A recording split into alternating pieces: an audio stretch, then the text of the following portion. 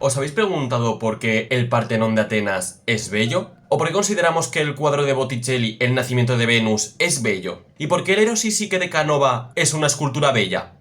¿No? Qué pesadilla, tío.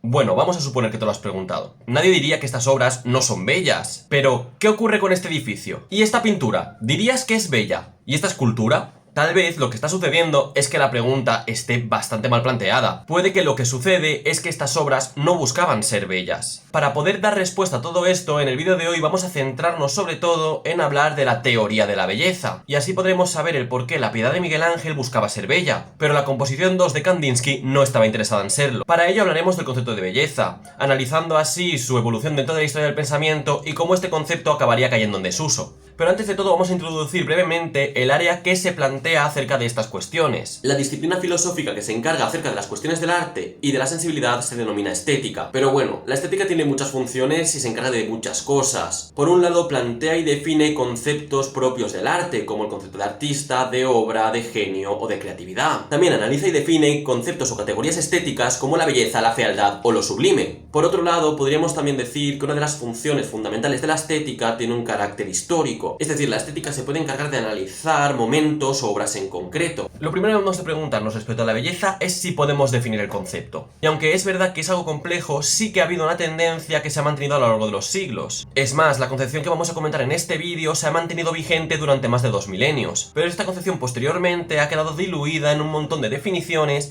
que, siendo sinceros, nos dejan una encrucijada. Entonces, ¿podemos definir lo bello, sí o no? Oye, espera un poco. Definir la belleza lo que nos permite es identificarla en el mundo. Pero lo que nos interesa realmente en este vídeo es explicar la noción de belleza. Es más, lo que vamos a buscar en este vídeo es cómo los filósofos han tratado de explicarla a lo largo de la historia del pensamiento. Vamos a hablar hoy de la teoría de la belleza, siendo esta la base fundamental de todo planteamiento estético que se generó hasta el siglo XVIII. Primero de todo, vamos a intentar ubicar la teoría de la belleza en toda la historia del pensamiento. Esta teoría nacería en Grecia y vería su final bastante tiempo después del Renacimiento, habiendo entrado en la Edad Moderna. Estamos hablando del siglo XVIII. Así que nos toca hablar tanto de la teoría de la belleza como los motivos por los que ésta acabaría terminando en desuso. Esta tendencia mayoritaria nacería con Pitágoras, siendo este uno de los autores presocráticos más influyentes. Este hizo una vinculación bastante interesante del concepto de belleza con el concepto de armonía. Así que para hablar del primero, hemos de comentar brevemente el segundo. Pitágoras entendía la belleza en un contexto musical, auditivo. Con ello hemos de hablar un poco de la filosofía de la música pitagórica. La base de la filosofía de la música de Pitágoras se fundamenta en la división de una cuerda en partes iguales. Así, cada sonido está a la misma distancia del otro. Esto es la explicación primordial de la armonía pitagórica. Pitágoras entendía la armonía como la relación de las partes con un todo.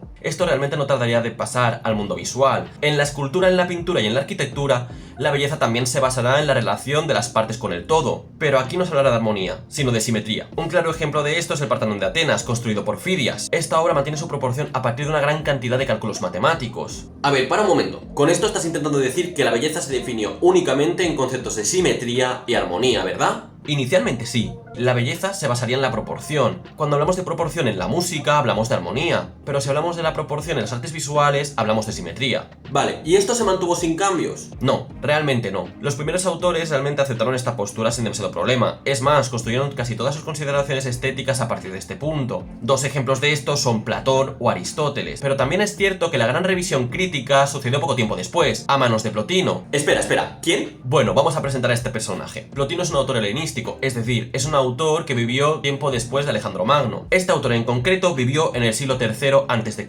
Uno de los aspectos más importantes de este autor es que fue el fundador de lo que se conoce como el neoplatonismo griego. Y por lo tanto habéis acertado, su teoría bebe fundamentalmente de la teoría de Platón. Este autor lo que hizo fue criticar la teoría de la belleza, pero no podemos decir que esta crítica sea total, más bien fue una crítica bastante parcial. Lo que podemos afirmar es que la teoría de Plotino completa la teoría previa, más no la elimina. Lo que hace este autor es afirmar que la belleza no solo se puede basar en la proporción entre las partes. ¿Por qué? Porque entonces los objetos simples no pueden ser considerados bellos, ya que estos objetos no tienen partes. Algunos ejemplos de estos son el oro, el relámpago o la luz. Estos objetos normalmente sí son considerados bellos, pero no podemos decir que estos objetos tengan partes. por lo tanto no se tienen que identificar con la idea de proporción. Es por ello que realmente la belleza no solo se puede entender mediante el concepto de proporción, ha de haber algo más. La propuesta de Plotino se basa en lo siguiente: lo bello se basa también en que lo percibido tenga espíritu. Es por ello que solo el hombre puede percibir la belleza, pues su alma puede percibir el espíritu de las cosas externas. Aquí sería muy interesante hacer mención a varias cuestiones, pero es verdad que por tiempo no vamos a poder. Quedémonos simplemente con esto por ahora. Vale, supongo que los objetos naturales pueden tener espíritu propio, pero por ejemplo una estatua. Lo que dirá Plotino respecto a esto es muy interesante. Las obras del hombre reflejan el espíritu del hombre que las crea. La obra de arte refleja el espíritu de su creador, de su artista. Un edificio, una pintura, una escultura o una melodía son bellos debido a que expresan el espíritu del artista, o al menos eso dice Plotino. Pero además estas obras también se deben de ceñir a los parámetros de simetría o armonía. Vale, creo que ahora sí lo he entendido. Esta definición revisada por Plotino sería mantenida durante muchísimo tiempo. Sí es cierto que hay añadidos o hay matizaciones, pero estos no son realmente interesantes para nosotros y tampoco cambiarían la esencia de la teoría. Así, la teoría clásica de la belleza se mantendría hasta el siglo XVIII, momento en el que encontramos su declive. En el siglo XVIII ya encontramos las causas fundamentales de esto, aunque es cierto que el declive de la teoría de la belleza empezaría poco después de caído el Renacimiento. Para poder entender realmente que la belleza caería en desuso, vamos a hablar de arte. Al finales del siglo XVIII encontramos dos tendencias que nos interesan bastante, son el barroco tardío o el prerromanticismo, y es en este momento en el que vemos un claro cambio de interés artístico. Los artistas ya no van a entender la belleza como proporción o armonía, sino que les interesará bastante más la ausencia de la regularidad o la expresión de las emociones. Respecto a este tema nos viene muy bien hablar del romanticismo, que tiene sus raíces en el barroco tardío o en el prerromanticismo. Este movimiento muestra un cambio de interés por parte del artista. Así los artistas empezarán a ahondar en aspectos poco desarrollados de la subjetividad. Un ejemplo clásico suelen ser las emociones, pero no es lo único en lo que se centrarían los romanticistas. Esto se puede ver en el hecho de que el romanticismo también viene muy ligado al nacionalismo. El sentimiento de pertenencia a una nación o la idealización de naciones lejanas suelen ser dos hechos bastante interesantes dentro del romanticismo. Otro aspecto, por ejemplo, es la importancia del individuo como tal,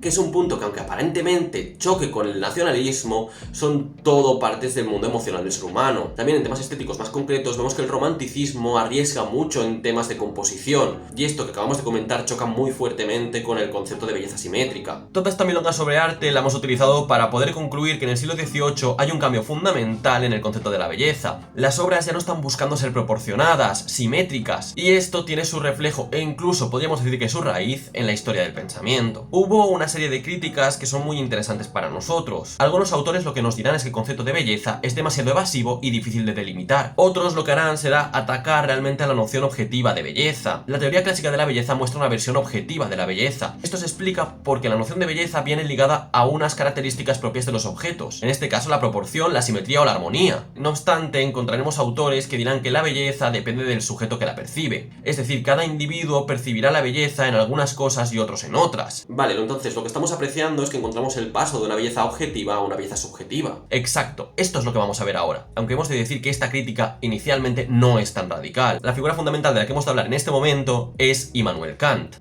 Qué pereza.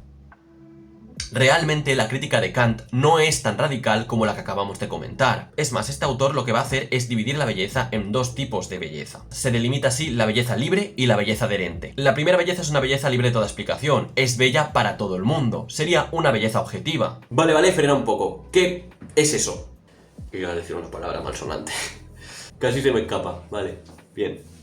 A ver, lo que hemos de entender es que la belleza libre de Kant, como hemos dicho antes, es objetiva. Kant la denomina libre porque no está condicionada a ninguna explicación racional. Es decir, es belleza en sí. Es una belleza que puede ser captada por cualquier persona que tenga buen gusto. Aunque Kant relaciona esta belleza con la belleza natural. Es decir, es una belleza que es propia de la naturaleza. Pero por otro lado, la belleza que se relaciona con el hombre y con su creación es lo que denominamos belleza adherente. Esta sí está condicionada a una explicación racional. Por ejemplo, la belleza de un edificio viene condicionada por la explicación racional del individuo que lo observa. Por ello, un edificio puede ser bello para unos, pero para otros no, porque la explicación racional es diferente. Según mis creencias o según mi cultura, un edificio puede ser bello y para otros no. Según los conceptos de un individuo, lo observado o lo oído será bello o no. Por ello, la belleza adherente es subjetiva, depende del sujeto que escucha o del sujeto que ve. Además, tras Kant, empezaremos a ver ciertos conceptos que podrían destronar al concepto de belleza. Estos, por ejemplo, son el concepto de lo sublime, que también es tratado por Kant, o el concepto de pintoresco. Pero hemos de mencionar que todavía queda un momento de luz para la teoría clásica de belleza. ¿Quién se atrevería a seguir este concepto después de lo que ha dicho Kant? Hegel.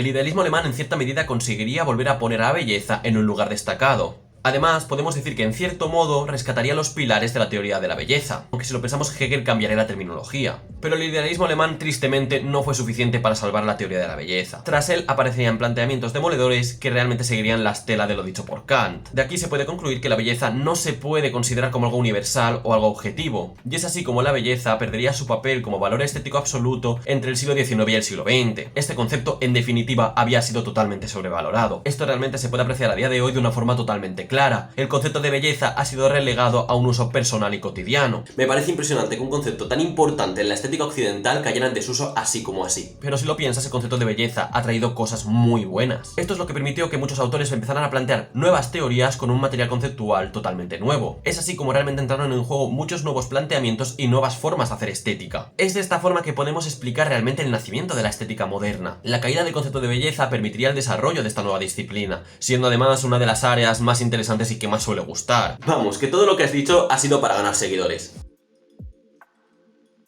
Lo importante es que hemos dejado varias cosas por contestar. ¿Cuáles son los conceptos que se revalorizan después de la caída del concepto de belleza? ¿Cómo se desarrolla la estética tras esto? Y ya que hemos hablado de Kant, ¿cómo es su teoría estética? Pero bueno, esto y mucho más lo veremos en próximos cafés. ¡Chao!